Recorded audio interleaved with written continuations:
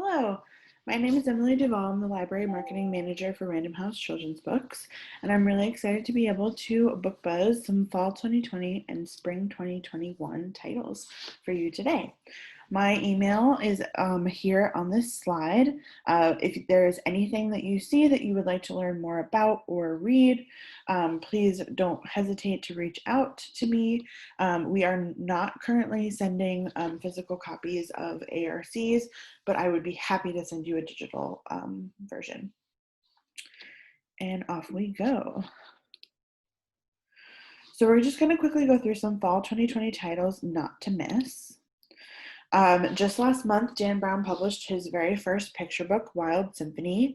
You might recognize Dan Brown as the author of the Da Vinci Code. He is actually a composer and composed a symphony to go along with this wonderful and fun picture book. Just as you would expect from a Dan Brown picture book, it includes lots of codes and puzzles, but it's also a really wonderful story time read about animals coming together and playing music. There's lots of musical instruments to learn about, and it's great to pair with the music as well. For sneak peeks of the music and to learn more about how you can use the music with the book, you can visit wildsymphony.com. Digging for Words is a really fun, new, and wonderful picture book that came out this fall in September from Schwartz and Wade.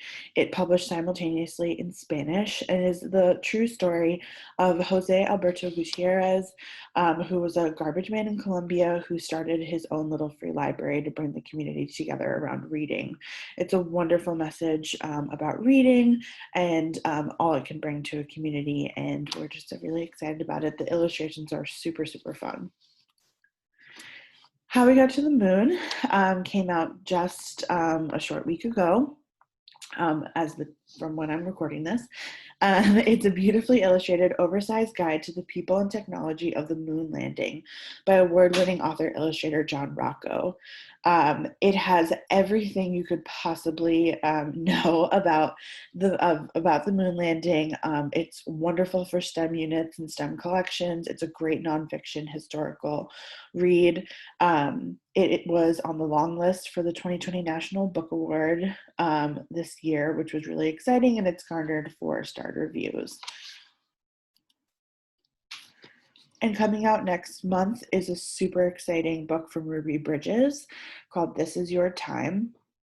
It comes out on November 17th. It is inspired by the recent wave of activism led by young people fighting for racial injustice. Civil rights icon Ruby Bridges, who at the age of 6, she was the first Black child to integrate an all-white elementary school in New Orleans.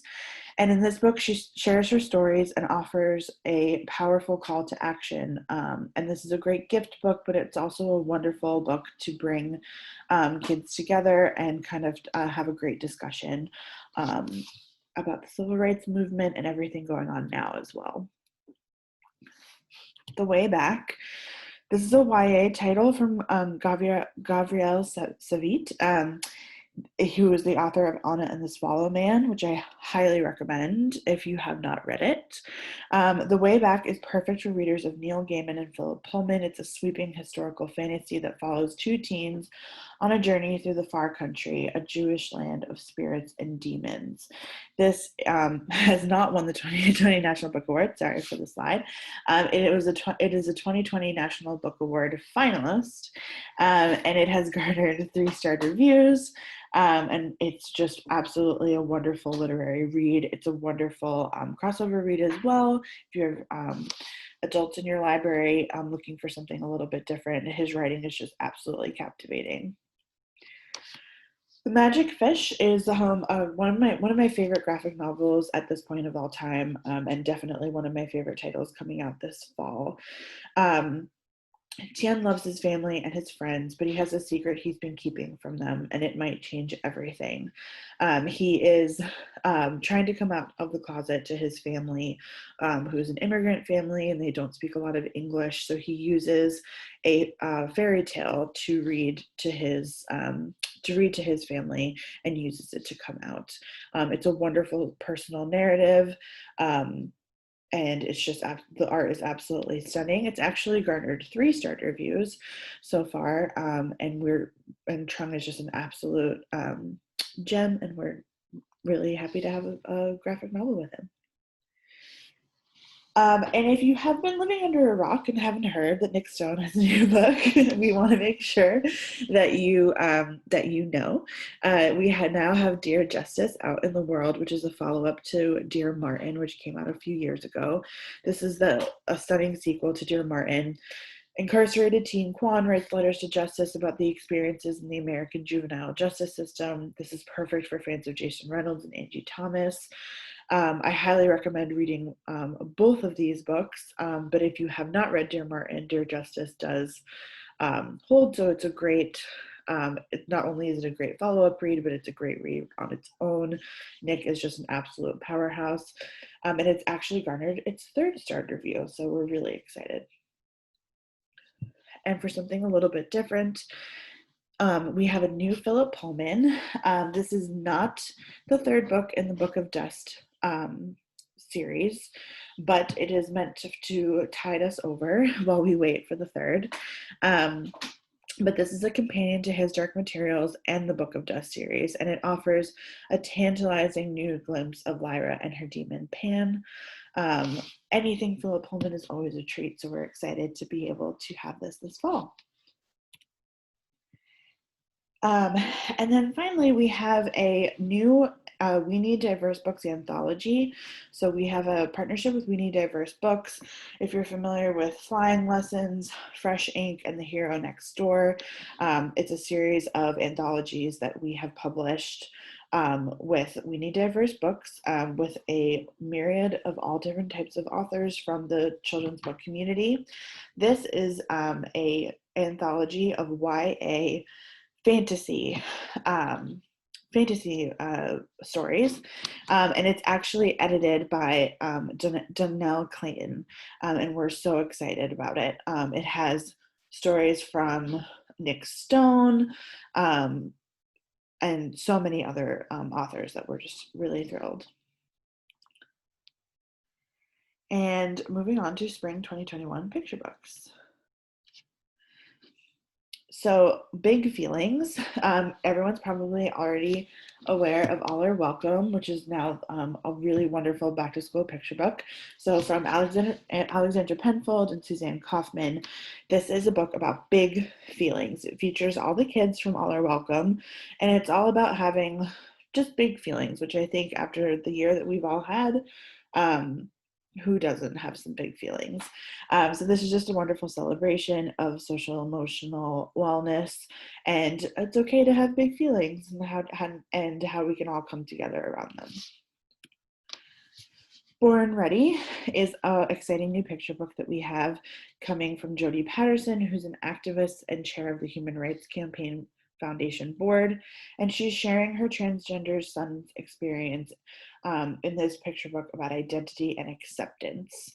So it's the true story of a boy named Penelope. So this is wonderful for LGBTQ collections, Pride Month, and it's just a wonderful celebration. The art's really gorgeous, and it's a fun picture book about being yourself. My First Day. This is a gorgeously illustrated picture book about a journey to school. And it's actually inspired by a lot of true trips that kids have to make to school around the world. And it's a great story of perseverance and determination and resilience, and appreciating the magic in the world around you, even when you're doing something a little difficult. And What's Inside a Flower by Rachel Ignanovsky. I always have a hard time with her last name. Apologies. She is the creator of the New York Times bestseller Women in Science, and it's a nonfiction picture book series that we're starting.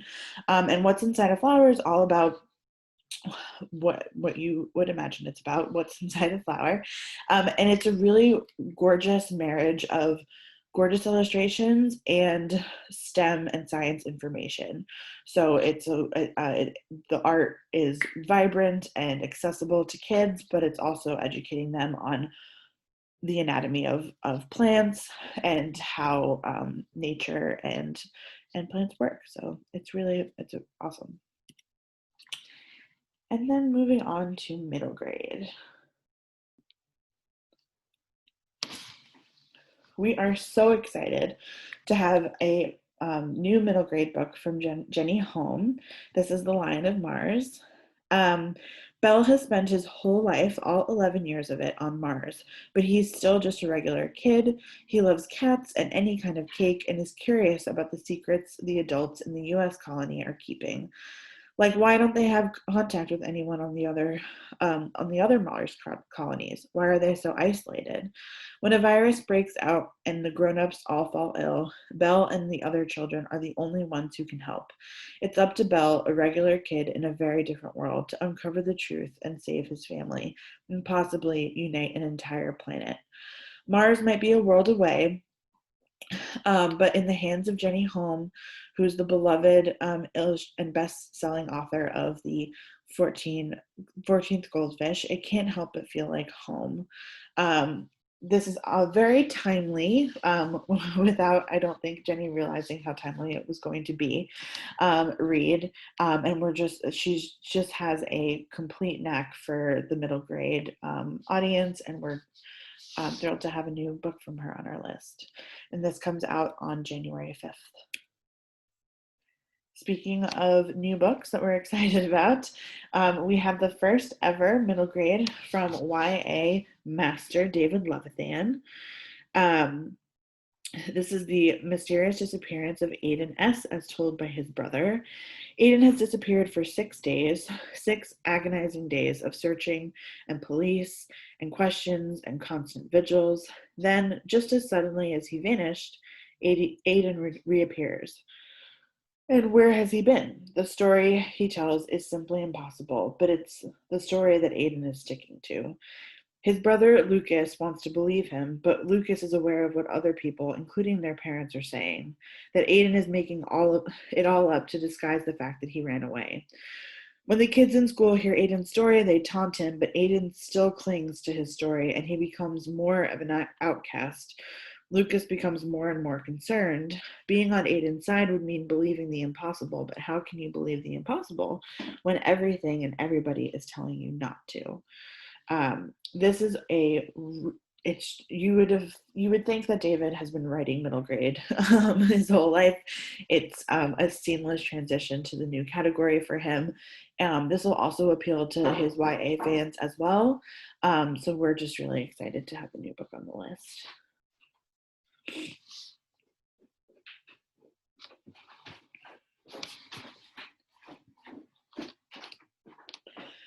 The War and Millie McGonagall. This is from the Newbery Award-winning author of Catherine Called Birdie and The Midwife's Apprentice, and tells a heartfelt, humorous story of World War II on the home front. Millie McGonagall lives in sunny California, where her days are filled with beach and surf. It should be perfect, but times are tough. Hitler is attacking Europe, and it looks like the United States might be going to war. Food is rationed and money is tight, and Millie's sickly little sister gets all the attention and couldn't be more of a pain if she tried. It's all Millie can do to stay calm and feel in control. It's a time of sunshine, siblings, and stress, and Millie must find her way, find her family, and keep her balance as the world around her loses its own. This is a wonderful historical fiction novel from Karen Cushman, who you might know as from her Newbery Award-winning and lots of acclaimed titles. But it's a super accessible historical fiction read that middle grade readers are sure to love. And The Good War. So this is Todd Stasser's poignant and timely new middle grade about a group of 7th graders who are brought together and then torn apart by an after-school club that plays a video game based on World War II. There's an after school club, and Miss Peterson is starting a video game club where the students will be playing The Good War, a new game based on World War II.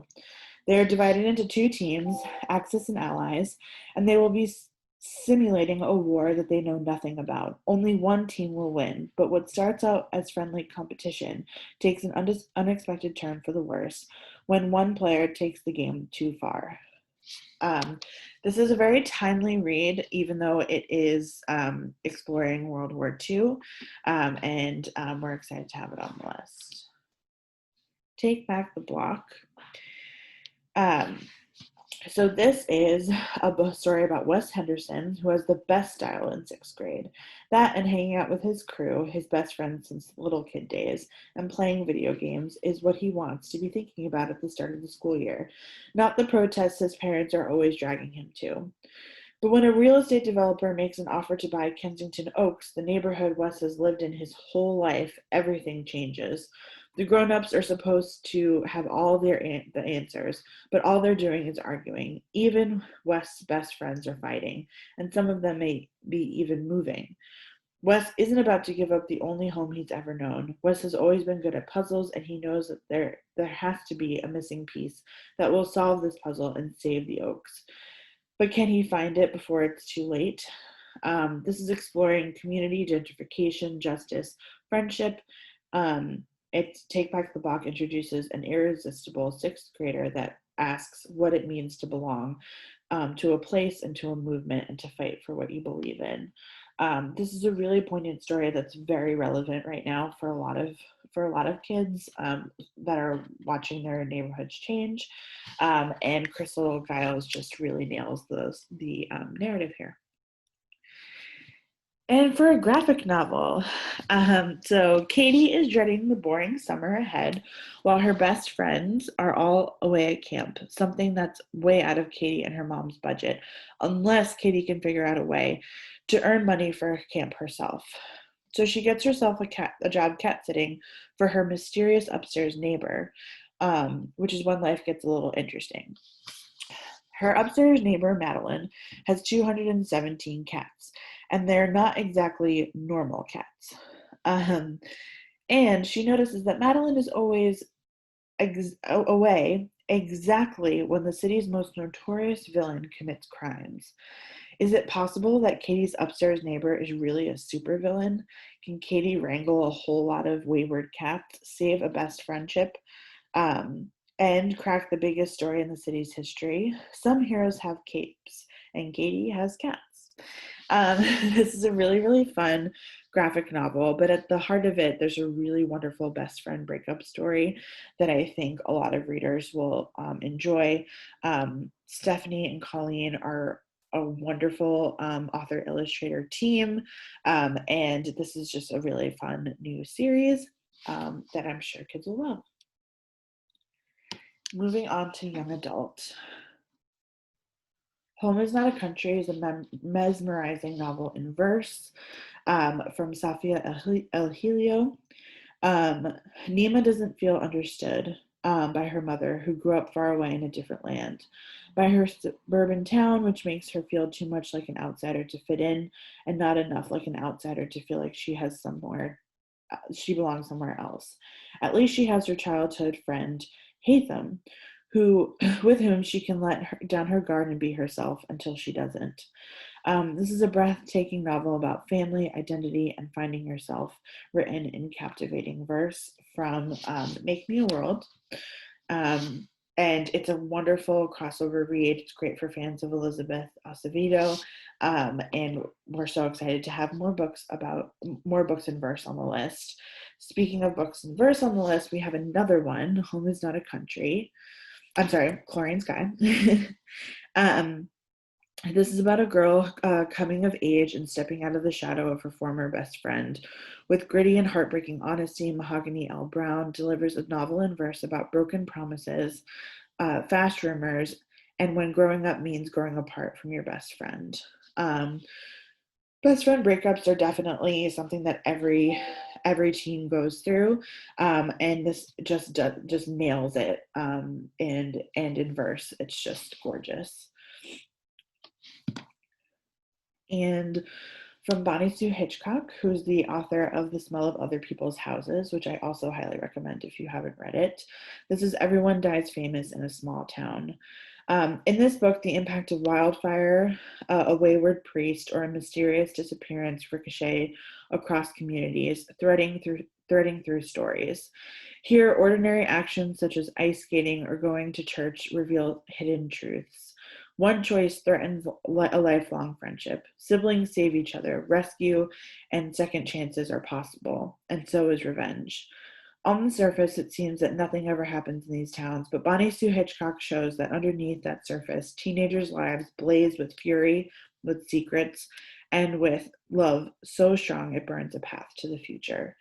Bonnie Sue is just a master at really accessing the normal suburban life and turning it inside out. And it's a mesmerizing read. There are all individual stories, but they're all threaded together. And this is a adapted for young readers from the adult memoir, Notes from a Young Black Chef.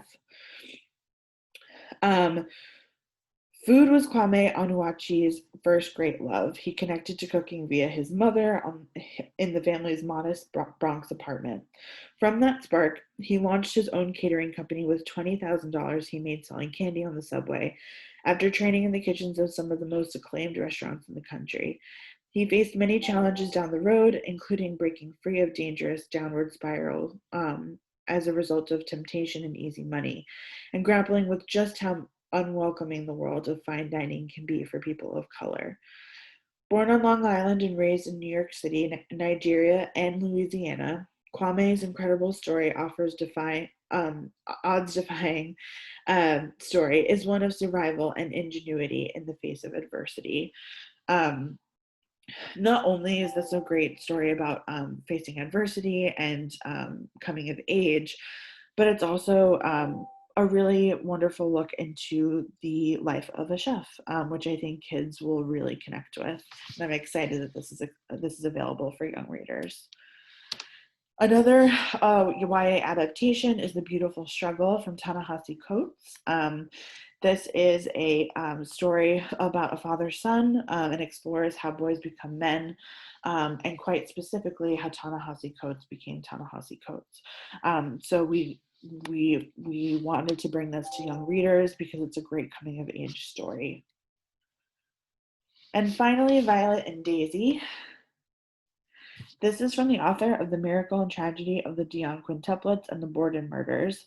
This is the absorbing and compulsively readable story of Violet and Daisy Hilton, who were conjoined twins and were the sensation of the U.S. sideshow circuits in the 1920s and 1930s. Sarah Miller delivers a completely compelling, empathetic portrait of two sisters whose physical bond was the cause of their greatest misfortunes, yet that bond was so sacred, Violet forfeited her life to Daisy in the end rather than break it. If you're familiar with the musical Sideshow, this is the same conjoined twins. Sarah Miller has a wonderful knack for writing nonfiction for teens about subjects that they might not know about, but in a way that is so gripping, you won't be able to put it down. That is it for me. My email is here again. Please let me know if there's anything that you would like to read and I can send you a digital copy. Please visit our website at rhtutorslibrarians.com and follow us on social for everything that we have going on. And we also have free downloadable resources if you're doing virtual learning or looking for recommendations for parents who are doing virtual learning. We have resources from elementary all through high school, all available for free. So thank you so much.